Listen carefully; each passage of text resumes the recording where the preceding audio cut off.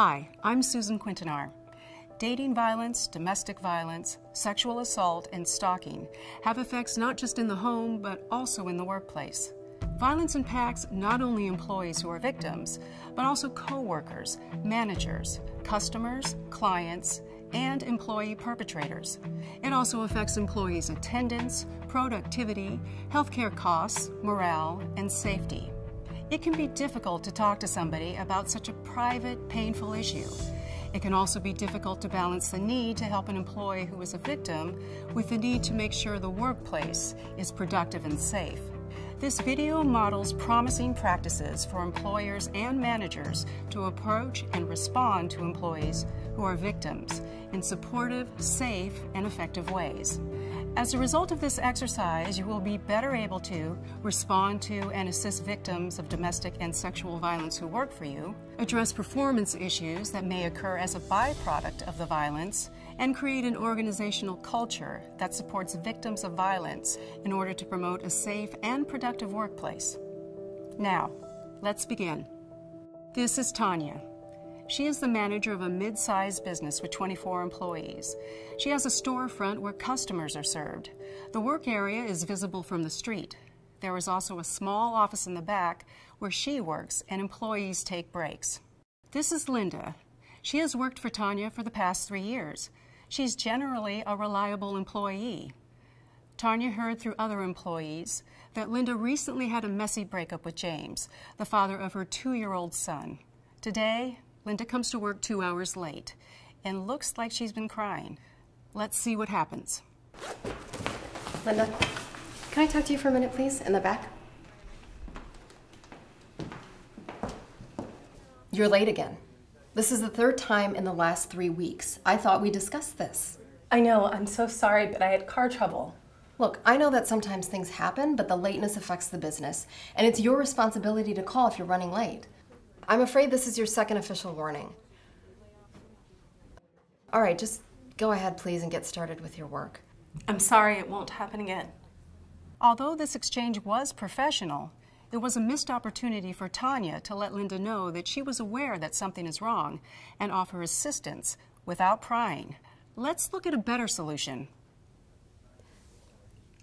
Linda, I know that sometimes things happen, but the lateness affects the business, and you really need to call if you're running late.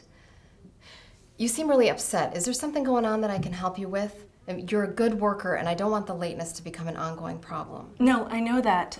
I'm sorry. Thank you for offering to help, but I can handle it. If it's okay, I'll start my work now. You can see how this is a better option. Tanya has appropriately reminded Linda of her work responsibilities, but she also let Linda know that she is aware that something is wrong and offered assistance without prying. Now, let's continue the scene. Linda, you really need to tell me if there's something going on that's affecting your ability to get the job done. Is everything okay at home? I told you my car broke down. Why do you assume it's trouble at home? Tanya's probing has made Linda defensive. What should she do now? I'm sorry. I've just heard from the others that you might be having problems with James. I don't appreciate the attitude, okay? I'm only trying to help, and other managers might not be so understanding. Well, I'm sorry, but I told you what happened. Can I go now? You see how Tanya's response escalated the situation? It's best to avoid assumptions about employees' personal lives, especially based on rumors or information from coworkers. Linda now feels as if everyone in the workplace is talking about her instead of with her. Supervisors are the front line of response to employees. Their actions represent the organization's commitment to providing a safe and supportive workplace. Tanya's response may have foreclosed any future trust or relationship building with Linda. This could harm the workplace and Linda. Let's look at a better approach. I told you my car broke down. Why do you assume it's trouble at home? No, I'm sorry. You just don't seem like yourself lately, that's all. If you need to talk, I'm here to listen and to help. Or I can give you the number for our employee assistance program. I appreciate your concern, but I'm fine, thanks. By apologizing, stepping back, and recommending other sources of help, Tanya keeps the lines of communication open. You cannot force an employee to reveal private and potentially painful information. Letting him or her know that you are there is the best option. Now, let's take a look at Linda at her desk. Next to her is her co-worker and project leader, Miguel. This is Linda. I asked you not to call me here. Let's talk about it tonight. I can't talk right now. James, please. I have to go now.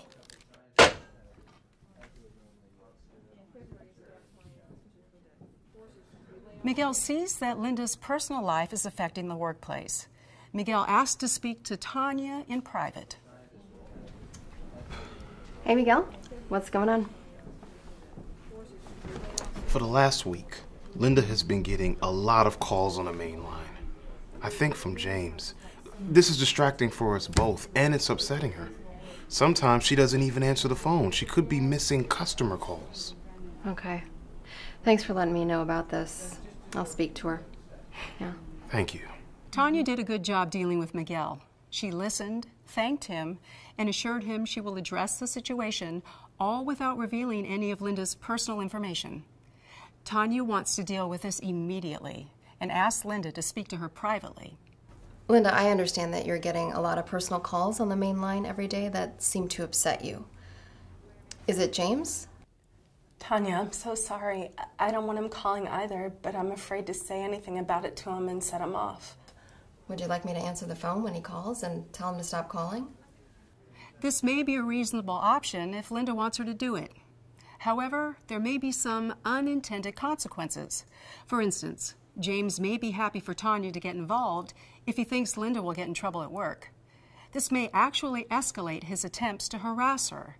He could also become angry that Tanya is preventing him from speaking to Linda and actually show up at the store. The harassment by James may very well become a risk to the entire workplace. Tanya definitely needs to do something. Let's look at a better option. Linda, I understand that you're getting a lot of personal calls on the main line every day that seem to upset you. Is it James? Tanya, I'm so sorry. I don't want him calling either, but I'm afraid to say anything to him about it and set him off. What can I do to help? Maybe you can work in the back of the store temporarily so you won't have to answer the phone. This is a wise choice because it involves Linda in the decision-making and sends her the message that Tanya is there to help her, not judge her. Linda is likely in the best position to determine what will and will not increase her risk. With a concrete offer of help, working in the back, she can exercise her own judgment in deciding what will actually be helpful to her. So Linda has decided to accept the offer of changing her work duties temporarily so that she will not be answering the phone. A few days later, Tanya is in front of the store when a man who seems agitated comes to the counter. Is Linda Jordan around? I'll have to check. What is this regarding? It's a personal matter. Are you James? It's none of your business. Whoever you are. Where's Linda? I'm sorry, but she's not available to speak to you. How do you know? You didn't even check. I know she's working today. Now go get her. Tanya may have thought she was protecting Linda, but she actually escalated the situation and made James angrier. Linda had no awareness or say-so in this encounter. Tanya unintentionally put Linda and the workplace at risk. What could she have done? Is Linda Jordan around? I'll have to check. What is this regarding? It's a personal matter. Who should I say is asking for her? James. Just a moment, please.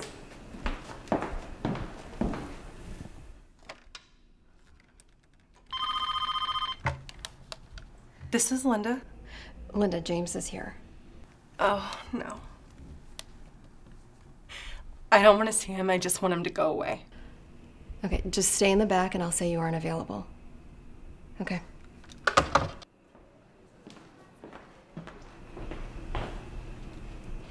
Is she here? Is she doing something? I'll wait. I'm sorry, sir, but Linda is not available today. Can I give her a message? Okay, I get it. Tanya did a lot of things right. She treated James with respect, kept him in eyesight, and involved Linda in the decision. It's important to be proactive about workplace security. Start now. Don't wait for something to happen. Think about how to identify, prevent, and address safety issues instead of just reacting to them. Tanya should have a security plan in place. One step is to alert building security, or if you don't have security, the local police that someone who poses a threat may appear at the workplace. They can help you think through steps to make the workplace more secure. But the encounter has her worried. If Linda's safety is in jeopardy, the safety of the workplace may be compromised. She needs to talk to Linda and find out the risk. In addition to any legal duties to keep the workplace safe, this may be her only opportunity to help Linda. Linda, James just left. I need to speak to you in private. Linda, I want to assure you that anything you tell me is completely confidential. Okay. Are you and your son safe from James? I'm not sure. To be honest, I'm afraid of James. He's been acting up since the breakup, and he's been violent before. Well, do you think he'll come back here again? I don't know. It's possible. Tanya must act on this new information. Let's look at some choices. Okay, I'm concerned for your safety and for the safety of everyone else here. I'm calling the police. Tanya's intentions may be good. However, calling the police at this stage may put Linda in greater risk of harm from retaliation.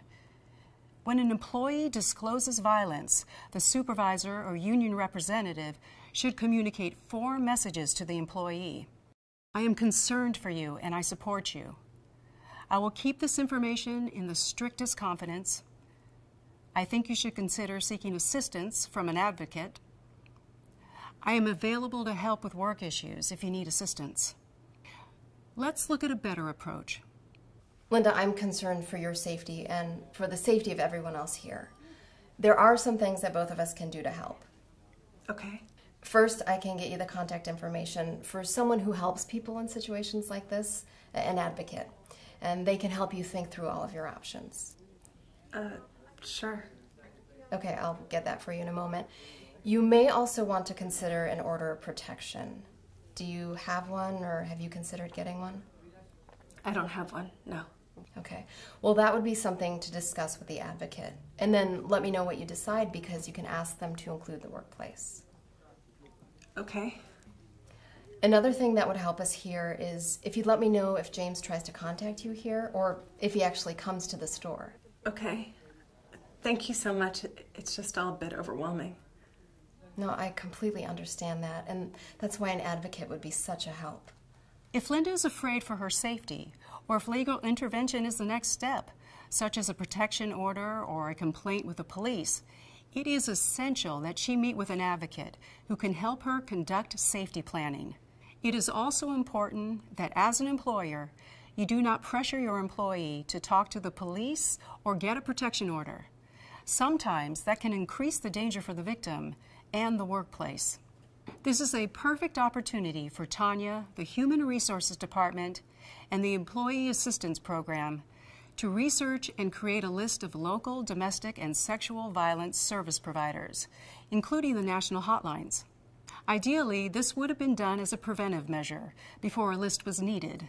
This will make it simple to provide these referrals to Linda and other employees who may need such assistance. So Tanya gave Linda the number for a local shelter and a domestic violence hotline.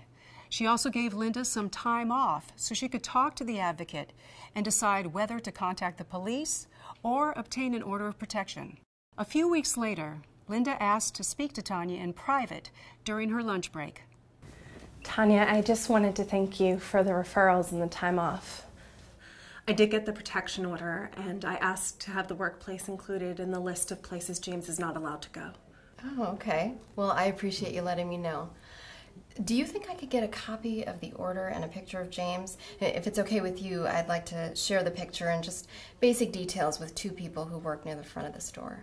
You're not going to tell everyone about everything, are you? No, of course not. Just a few people who can help keep us safe. Let me know if there's anything I can help you with. Thank you. I'm glad that you finally took a stand against James. Oops. Everything Tanya said was great, except for the part about taking a stand against James. Tanya may mean well, but this comment could make her appear to be judgmental about Linda's personal choices. Some victims choose not to leave violent perpetrators, to leave and then return, or to leave with or without legal intervention. Linda might return to James in the future. Okay, so a few weeks have passed, and Miguel, a project leader, asked to speak privately with Tanya. Hey, Miguel, you wanted to discuss something? It's about Linda. She's missed 2 production deadlines for important print jobs. It seems like this is getting worse. Have you noticed? Her work is kind of sloppy too, and I've had to pick up the slack. Well, you know what's going on in her life, right? With James and the restraining order? I'm scared for what might happen to her and her son. Think of the stress of that. Tanya might see this as an attempt to explain Linda's situation, but she is revealing too much private information. She is also not really addressing Miguel's professional concerns. Let's look at a better way. It's about Linda. She's missed 2 production deadlines for important print jobs. It seems like this is getting worse. Have you noticed? Her work is kind of sloppy too, and I've had to pick up the slack. Okay. Thanks for bringing this to my attention. I'll speak to her and sort this out. She's usually a good employee. Do me a favor and let me know immediately of any other issues that come up. Definitely, Tanya. Thanks. Notice how Tanya addressed Miguel's issues, told him how she would be dealing with them, and asked to be kept informed. She also emphasized that the goal is to help Linda, not punish her. All the same, Tanya is unhappy with Linda's performance. She's tried to be helpful and understanding, but the situation is getting more difficult for Linda, her co-workers, and the company. Linda, I know that this is a tough time, but we need to discuss your work performance. Right? You haven't been performing up to your usual standards, and I've tried to make allowances, but if you can't focus and make your deadlines, I'll be forced to replace you.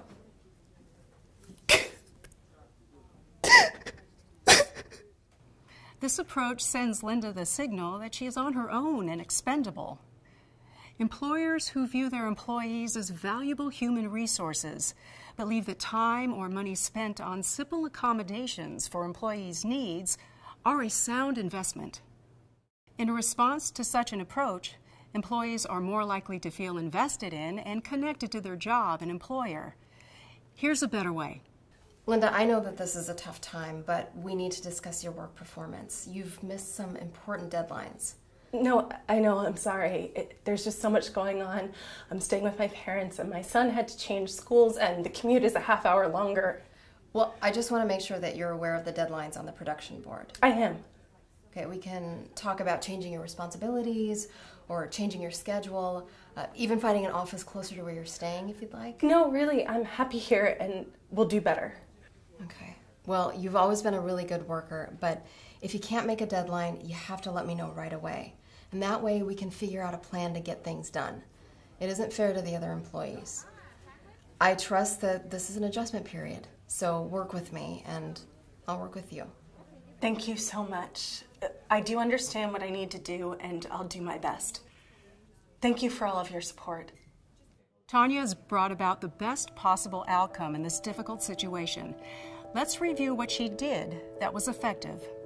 She promoted a safe and productive workplace. She created an organizational culture that supports victims of violence.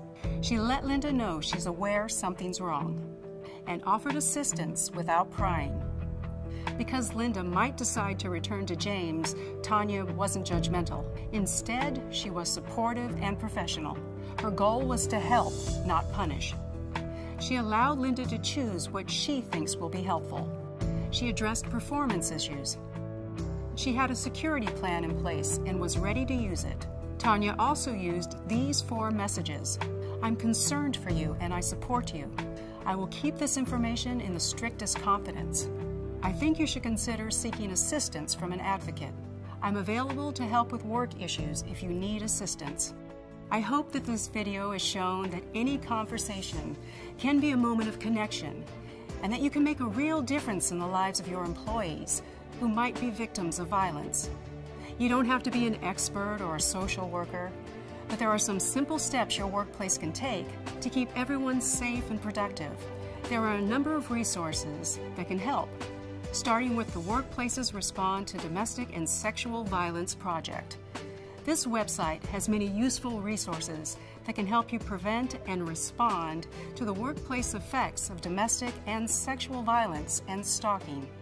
These resources include a guide for supervisors, which describes how to respond in some common situations with employees who are victims or perpetrators of violence, a policy creation tool where you can customize your workplace guidelines according to your organization's size, location, and needs, a protection order guide, which answers some common questions on protection orders and how they affect the workplace, a guide for creating a comprehensive workplace prevention and response program, and a list with contact information for other organizations.